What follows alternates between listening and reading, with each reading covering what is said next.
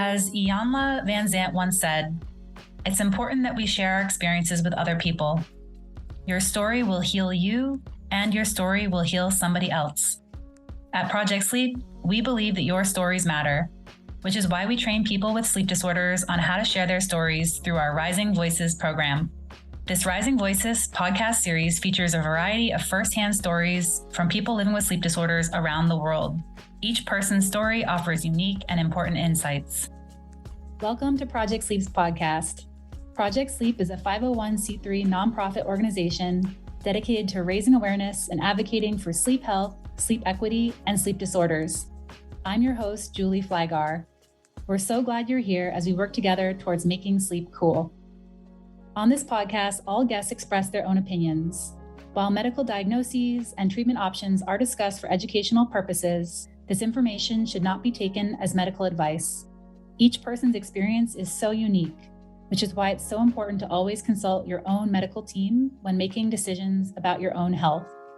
If you haven't done so yet, please hit the subscribe button so you never miss a Project Sleep podcast episode.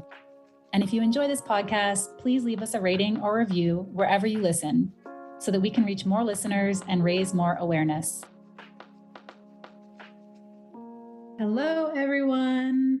And I'm so excited because we have an awesome speaker. Dr. Mindi McKenna is a recently retired grandmother of 5 with a 3rd degree black belt in Tae Kwon Do, living in Kansas City. She has been living with narcolepsy for over 25 years and is sharing her story because she hopes to help accelerate diagnosis and improve treatment for this often misunderstood condition. As a speaker with Rising Voices, she will help us all understand what it can be like to be diagnosed with and living with this serious sleep disorder. Well, thank you, Julie, so much. I'm from Kansas, which is right in the middle of the country. I'm going to tell you my story about living with a sleep disorder.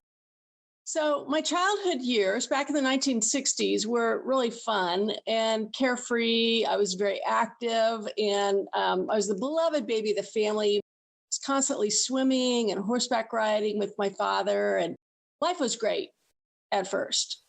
And then when I was 8 years old, my father and my grandfather were in a car accident. They were hit by a drunk driver. Daddy was killed instantly, and Pop was hospitalized for several months, and it was really tough. And soon after that, another awful thing happened to me. One night, these 4 men just came advancing toward me. They were dressed in dark black clothes and gloves and hoods and big boots and face masks. And I was terrified. They're just coming at me. I couldn't scream. I couldn't run. I couldn't do anything. I was completely paralyzed. And on they came. They started hitting me with their fists and kicking me with their boots. And it really hurt. I was so scared. They were beating me so badly. I thought I died. And then I woke up. And that same dream began happening to me 2 or 3 nights a week. Something was clearly wrong. So Mom took me to our physician. He thought I was just upset because my daddy had died a few months earlier. And he told my mom, oh, she'll grow out of it. But I didn't. By high school, in addition to the terrifying dreams, I began struggling each day to stay awake. I'd be in school with friends, sitting or standing. It didn't matter. I'd fall asleep. For example, my senior year, our football team won the state championship. Now, that's a big, fat deal. So, of course, there's this giant party for all the athletes and the pom-pom girls, and everybody's all excited and wound up. And there I am, standing in the middle of the room, sound asleep. Weird, right? My friends thought so. And I thought so too. Then I went to college. The nightmares didn't come as often, but my daytime sleepiness was becoming worse. During classes, I would do all kinds of things to keep myself awake. I would take lots and lots of notes. I would suck on candy or cough drops. I even began pinching my thighs really hard. I wasn't into self-abuse. I just wanted to pass my classes. And I did. I graduated in 3 years with a double major in personnel administration and industrial psychology. Today, I think they usually call that organizational development. I wanted to be a business person, and I was interested to understand, why do people behave the way they do in the workplace? Well, after graduating, I began working full time at Marion Laboratories, a large pharmaceutical company. At that point, I didn't know anything about science or healthcare. Everyone in my family had been either business executives or educators. I chose that company because it had a fabulous CEO and it was known as a great place to work. Soon after I started, I went back to school at night to earn an MBA, which was kind of a big thing back in the 1980s. And I've always been very goal oriented. Meanwhile, I did become fascinated by the science of healthcare. So I ended up earning a PhD in pharmaceutical science administration. That's not so much about how drugs are metabolized inside our bodies. It's more about the interactions between the research and the manufacturing and the sales of medicines around the world. We focused on pharmacoeconomics and epidemiology and other statistical and analytical aspects of medicine. I didn't pursue it because of my unexplained symptoms. I just thought that science was interesting, and I liked the fact that healthcare helps people. Despite my sleep challenges, I managed to succeed in work and in grad school, and I'd figured out ways of dealing with my symptoms. For example, I learned to study early in the mornings when I was less likely to fall asleep, and to take naps whenever I could sneak them in. I also continued pinching my thighs. Yeah, it hurt, but I lived. Eventually, though, I realized this is ridiculous. So I asked my doctor for help. He referred me to a hospital and they did a sleep study. Guess what they told me afterward? You fall asleep easily. No kidding. But they didn't give me any actionable suggestions for what to do. Instead, they just said, well, try to learn to live with it. So I did. It wasn't easy. Finally, at age 35, things began to look up for me. You see, I'd begun dating a man named Joe, who's now my husband, I'm happy to say. It didn't take Joe long at all to realize something was not right. He said, Mindy, it's not normal to fall asleep at parties or at work or while you're talking with your friends. You have to do something. I told him I'd had a sleep study and nothing came from it. He said, well, try again. So I did. That time, the hospital did 2 studies, one at night and one during the daytime. For the first study, which is a polysomnography, I had to check in the hospital late one evening. They hooked me up with all sorts of electrodes and wires all over my head and my body. They took me into a tiny bedroom with a huge glass window, and they said, okay, now get a good night's sleep. Yeah, right. Afterward, the technician told me most people only sleep about 5 or 6 hours. After all, it's an unfamiliar place and you're all wired up. You're being observed by a stranger. So I asked him, well, how'd I do? He said, well, ma'am, you were in that room for 8 hours and 30 minutes and you slept 8 hours and 27 minutes. The second study they did is called a daytime multiple sleep latency test. For that one, they let me take several naps in a day, which was pretty cool. Each time I laid down, they measured whether I fell asleep, and if so, for how long, and what type of sleep waves occurred in my brain. They were interested in how quickly and how frequently I went into rapid eye movement, which is the dream sleep state. Now, for most people, it's probably difficult to fall asleep during a midday nap in a strange setting. Not for me. I fell asleep every single time, instantly. And I always slept for as long as they would let me. So after a few days, I met with a sleep specialist and she got right down to business. She said, you have a clear case of narcolepsy. What's that? I asked. I'd never even heard of it. She explained it's a serious chronic neurological disorder of the sleep-wake cycle. It affects about 1 in 2,000 people, like Jimmy Kimmel, for example, and George Church, who founded the first Human Genome Project. So the physician said that having narcolepsy was why I'd experienced what I called nightmares. She said they're actually called hypnagogic or hypnopompic hallucinations. visual, auditory, or tactile hallucinations that people have upon waking or falling asleep. She explained that the sensation I'd had of not being able to run during that nightmare, that was due to sleep paralysis, the inability to move for a few seconds upon falling asleep or waking up. It often accompanies the hallucinations. She told me my challenge staying awake during the day was what is technically called excessive daytime sleepiness, periods of extreme sleepiness during the day that feel comparable to how someone without narcolepsy would feel after they stayed awake for 48 to 72 hours. My physician then explained that some people with narcolepsy experience disrupted nighttime sleep. And unlike public perceptions, people with narcolepsy don't sleep all the time. The timing of their sleepiness is off with narcolepsy, so they may struggle to stay awake during the day and then struggle to sleep at night. Then the physician asked me, Mindi, when you're startled by something, do your knees ever buckle out from under you? No, I replied, feeling puzzled.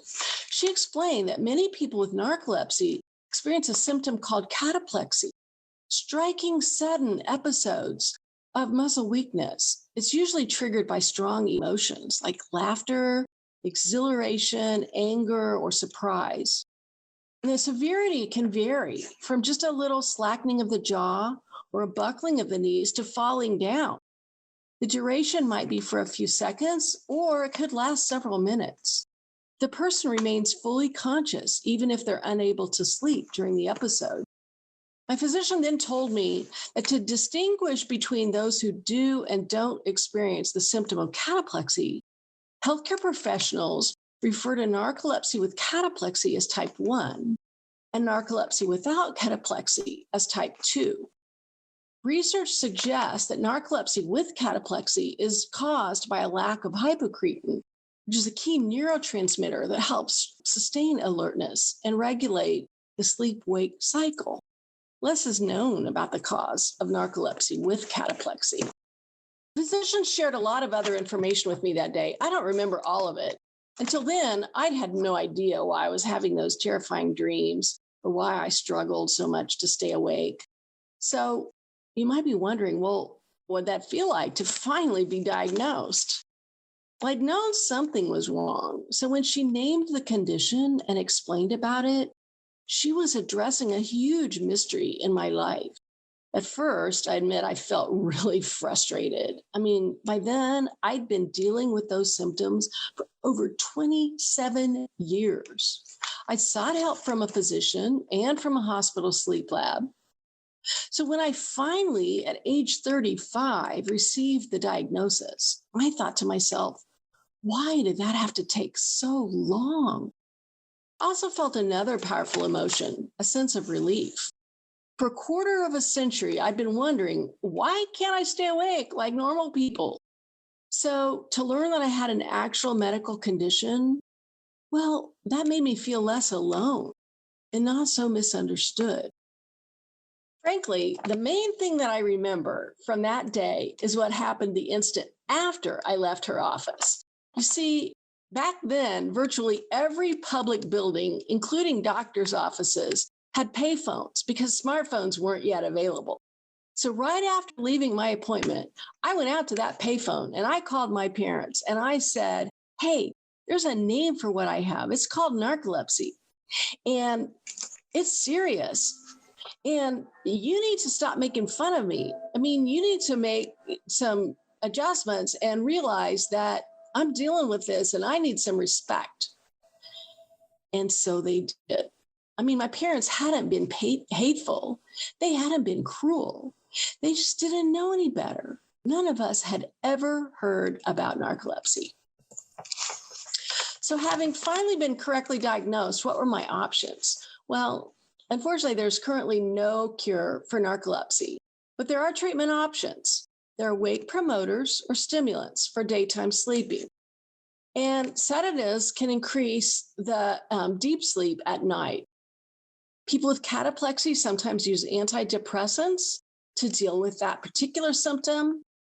And in general, they always encourage people with narcolepsy to improve their health and their wellness through sleep hygiene and diet and fitness. Those are key. Many of us, me included, benefit from taking daily naps. In my case, a 10-minute nap mid-morning and a 10-minute nap mid-afternoon, well, it makes a huge difference in the quality of life for me and for my loved ones. Finding the optimal treatment has been a long, ongoing process. I've tried various wake-promoting stimulant medications over the years, and many of them unfortunately had intolerable side effects. So my physician and I kept making adjustments. I'm currently using a form of a patch, this stimulant that works great. It has a smooth mechanism of action, so the impact is steady throughout the day. And then I supplement that with 3 small additional doses of a short-acting stimulant throughout the day, plus 1 nighttime medication. Well, you might be wondering, wow, that's a lot. What's it like to live with narcolepsy?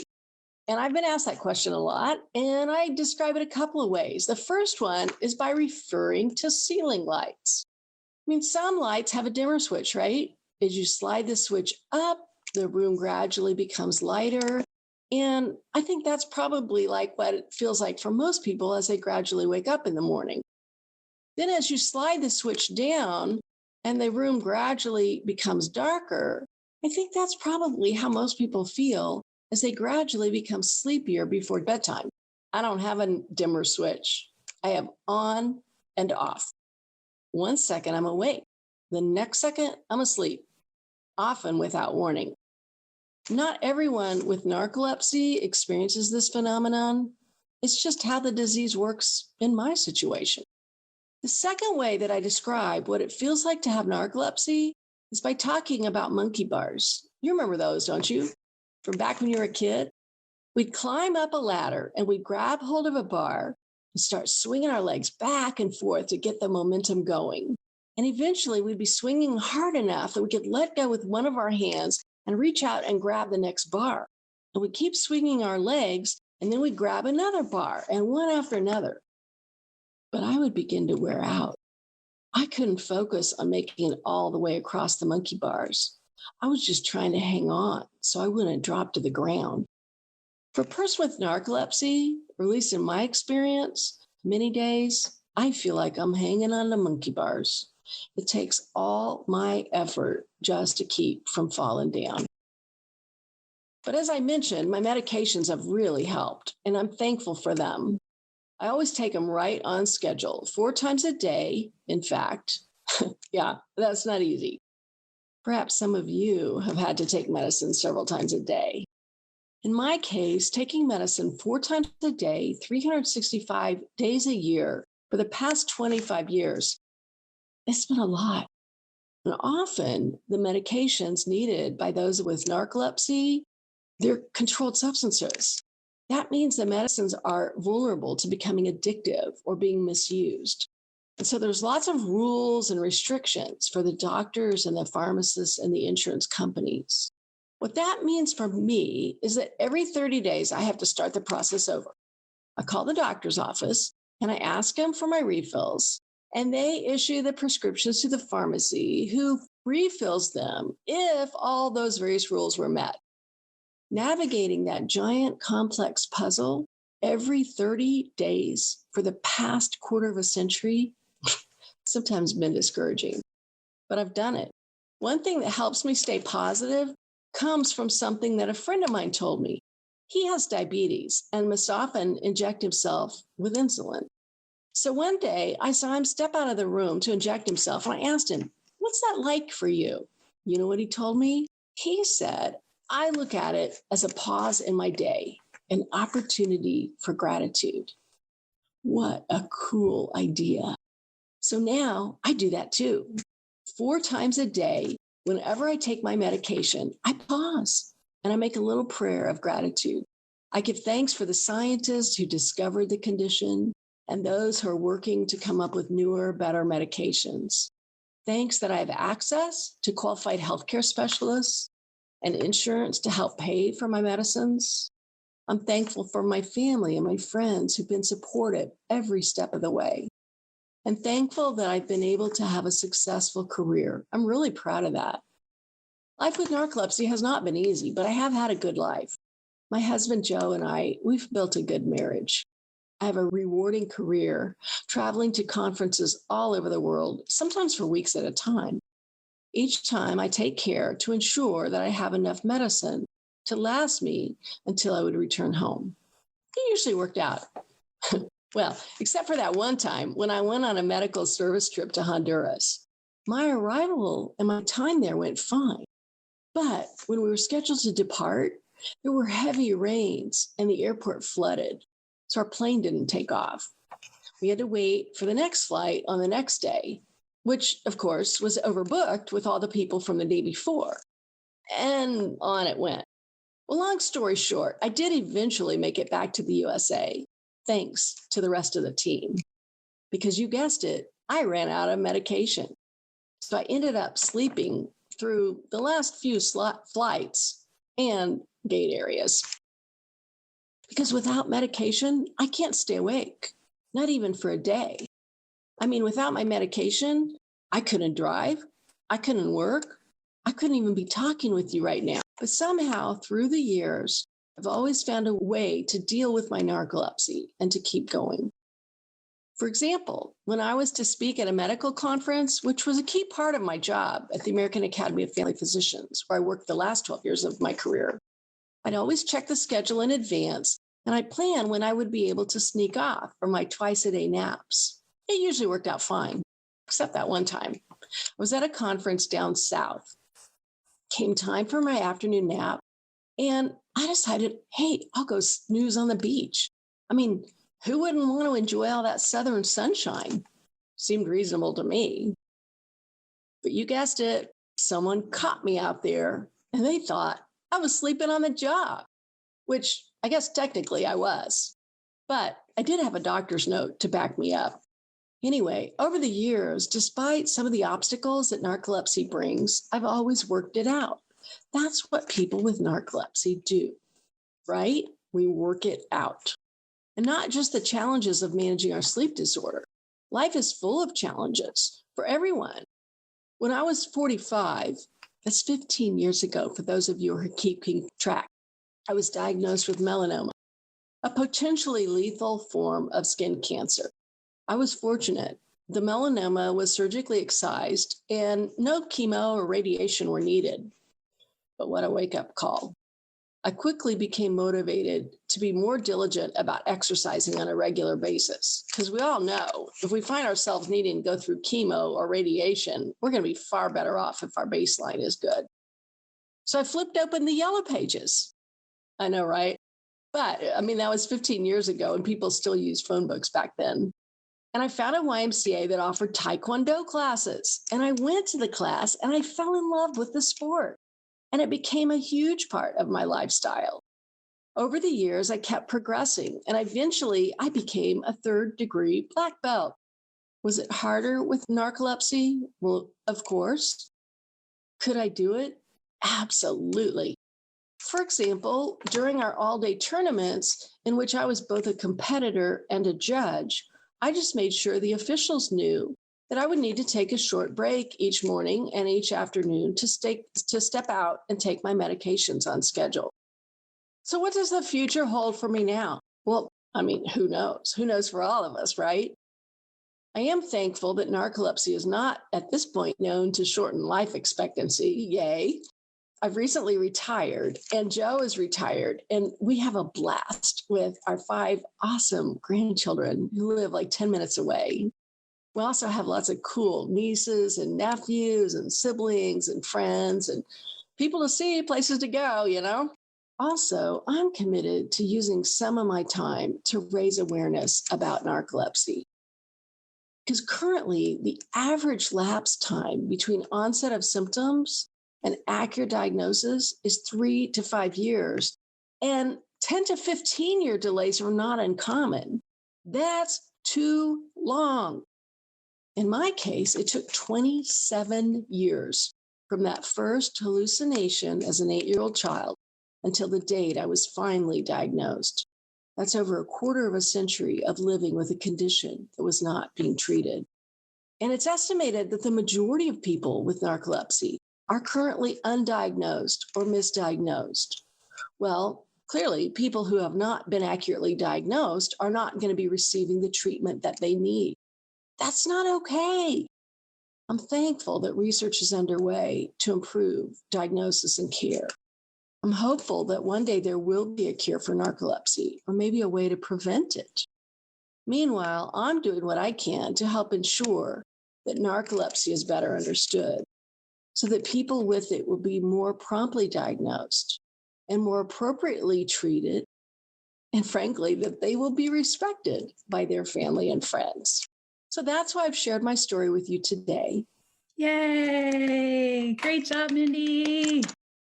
I know that I have a question. I'll start. First of all, just thank you so much for sharing tonight. And there are so many things that I even wrote down, like that were like, oh my gosh, were just such powerful moments that I have had goosebumps. And I've heard you, present a few times now, but it's just still so powerful. When you said something about, I wasn't into self abuse, I just wanted to stay awake, with pinching yourself. I think like that is just, I remember for me, I slapped myself when I was trying to wake myself up really hard. It's like, just trying to stay awake. But I just thought that was a powerful line among many other positive things you shared about your experience. I had a question about having grandkids. I have found it's really fun to talk about my narcolepsy a little bit with my niece, who's 5. And so I was curious, like, have you told your grandkids about your narcolepsy, or how those conversations happened, or how's it gone? Yeah. So my grandchildren, they're all in one family and they range from 16 to 5. And so they have different levels of understanding, but they do see me take my medicines from time to time. We may be at the lake or whatever, and they'll see me stop and take my medicine. And so I've told them I have this thing called narcolepsy and I fall asleep suddenly. And, I take my treatment for it and the doctors really help me. And they're very supportive. Children, I think they're just curious. They want to understand what's life like. So yeah, I'm real authentic and real transparent and open with everyone about that. That's good. I think my favorite story was my niece, when because she's 5. She actually seen me give my presentation once, which was really fun, in Boston. But then I was visiting maybe like 6 months later or 8 months later, and we were talking about koalas, and we were talking about how koalas like to sleep a lot. And then I said something about eucalyptus, how they eat eucalyptus. And she says, "Is that the thing that you have?" And I was like, "Eucalyptus?" I said, "No, that's not what I have. I have narcolepsy." And it took me a few seconds to realize, though, that she had associated the sleepiness. We were talking about sleepiness, Mhm. so eucalyptus, she thought was narcolepsy. Eucalyptus could be a cool name for a condition. That was pretty cute. See how their minds work. She was right there. It was just slightly different word. One other question, I guess, from my perspective is you worked in continuing education for family doctors, or Mhm. right? Yes. So do you feel like there was much awareness there about sleep disorders, or not so much, or any thoughts on that? Yeah, that's a great question. So a lot of the family physicians, of course, have to be prepared to deal with any condition from cradle to grave, and some of them are chronic and some of them are emergency. And what I found is that they would do a little bit of education on sleep disorders. Typically, they would focus on sleep apnea because that's a big concern right now, and insomnia. But narcolepsy, I think it kind of depends on where you live, of how much awareness there is in the medical community, honestly. Interesting. Yeah, I think that's kind of our understanding, but hopefully we can, even sometimes just mentioning it. I found at even conferences about sleep, sometimes I'll go to a conference about sleep, not so much anymore, but about 10 years ago, I go to a meeting that's about sleep, and the whole meeting would be about other things. And so I would just even get up and ask a question. And in my question, I would say, "I'm a person with narcolepsy." And I figured that as a way that people would even hear the word once, and then it just kind of puts a bug in their ear. And then during coffee breaks, people would come over to me and say, "Oh my gosh, you have narcolepsy. That's so interesting. Tell us more." So, yeah, hopefully we can just get people, thinking about both things that are really common, but also things that are a little bit less common. Someone asked, if any of your children or grandchildren have narcolepsy. Do you have any narcolepsy in your family? Actually, that's a great question. So I didn't really clarify. My grandchildren are step grandchildren because when I married Joe, he already had a son. But when I was in my late 20s, I was looking through some genealogy books from my paternal grandmother. And they had genealogy going all the way back. They came over to the United States in 1614. So it was before the United States was even the United States. Well, anyway, so I'm reading this thing, and it turns out one of my grandmother's brothers back in the 1800s, it said he was a farmer and he was really bright and had all these interesting irrigation techniques for farming. But it said he was an odd fellow. He would fall asleep in the middle of the day for 15 minutes and then wake back up. And I thought, my people, this is it. This is where I got it from. Oh my God, that's so crazy that they described it so carefully like that. Yeah. Oh, wow. That's so interesting. Glad to have Mindi, and so thankful that Mindi would share her story with us. You're just an amazing woman and such an inspiration to myself and our community. So I'm just glad that we could get more people to hear your story through this. And one more question, I guess, is how has been your experience giving? You've given a few speaking engagements. I have. Yeah. And Julie, you've been so wonderful about raising awareness and creating opportunities for myself and others to help kind of get the word out. And it's been really intriguing. I mean, I've met people who've said, I've never known anyone with narcolepsy. Pretty much, I don't usually hear anyone say, I've never heard of narcolepsy anymore. So thankfully, I think the awareness is growing a little bit. But there are a lot of misconceptions and inaccurate myths, about what narcolepsy is and what it's like to live with it. And so I think people are particularly interested in what are the new advances scientifically that are coming out? What are the new medications that can help? And also, what are the things that people can do? And I think it's so empowering to know if we get a good night's sleep, or if we eat right, or we have some kind of an exercise program, we have social interaction, that those things we can do to help ourselves.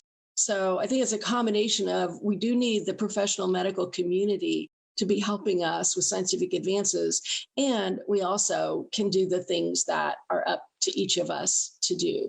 But it's always a joy to speak about it. And in fact, I can remember over the years, one of the many years ago, when I was on one of the first or second medications I'd ever been on, and I just felt like I kind of got my life back, because I'd been really careful about driving until I was properly medicated, because I never knew when I would fall asleep.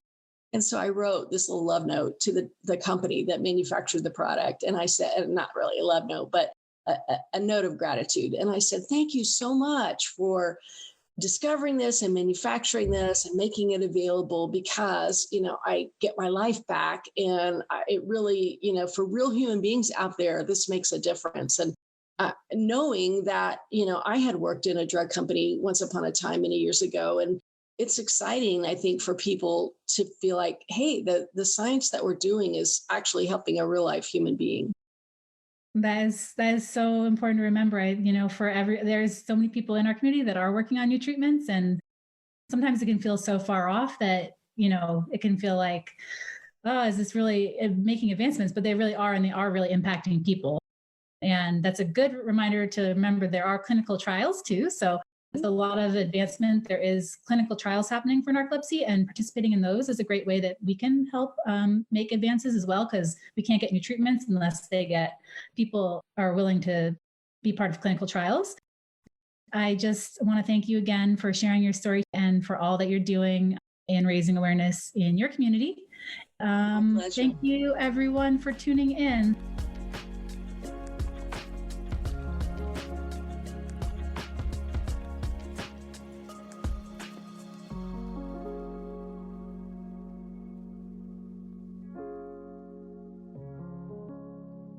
The Project Sleep podcast is produced by Carver Sound Productions. For more information on podcast production services, visit carversoundproductions.com.